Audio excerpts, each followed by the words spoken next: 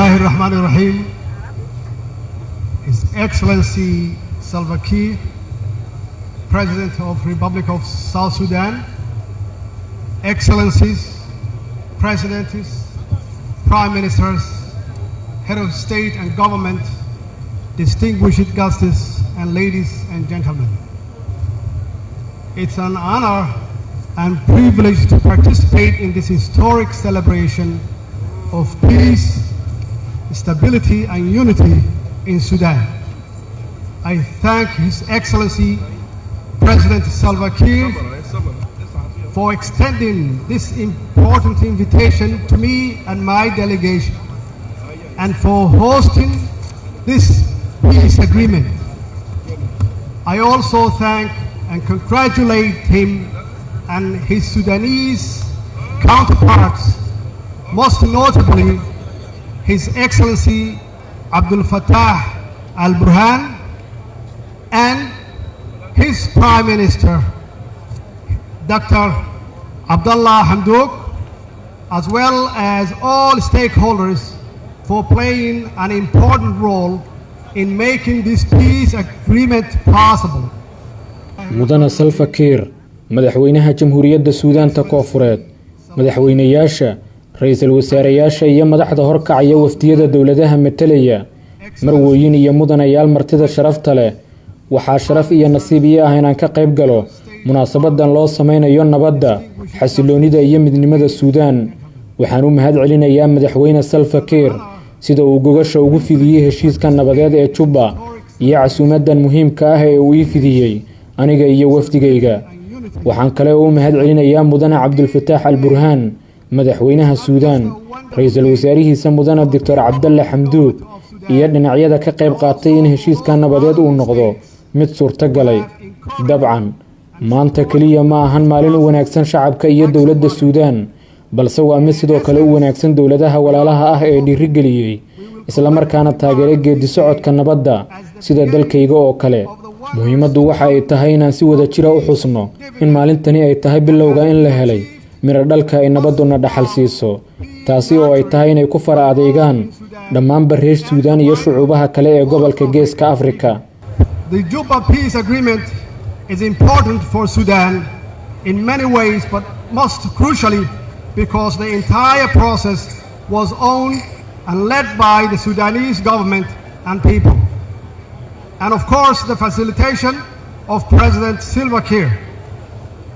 As His Excellency Prime Minister Abdallah Hamdok stated earlier in the process, quote, "This is Sudanese peace made with our own hands and by our own efforts," end of quote. The effective implementation of Juba Peace Agreement has the real potential to bring lasting peace, stability and hope to Sudan with the end to hostility in Sudan.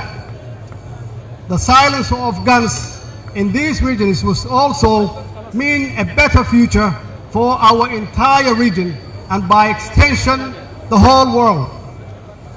Excellencies, distinguished guests, ladies and gentlemen, I am deeply privileged and honored to witness the signing of peace agreement today. I congratulate the Sudanese government, people and all the stakeholders who made this day possible. This is a historic occasion for Sudanese people and the entire region. Accordingly, I am confident this agreement will pave the way for good governance, inclusive politics, and a strong economy that will ensure Sudan and its resilient and proud people fulfill their personal and national ambition and potential going forward.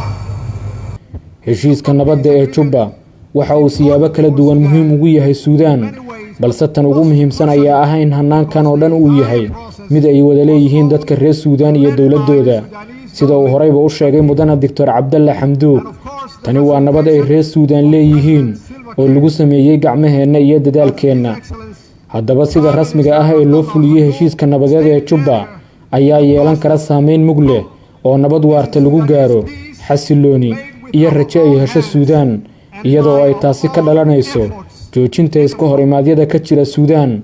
In la damiyo colaadda iyo dhawaaqa hubka yaalla gobolkan ayaa ka dhigan in mustaqbal wanaagsan uu wajaho guud ahaanba gobolkeena iyo dunida inteeda kaleba.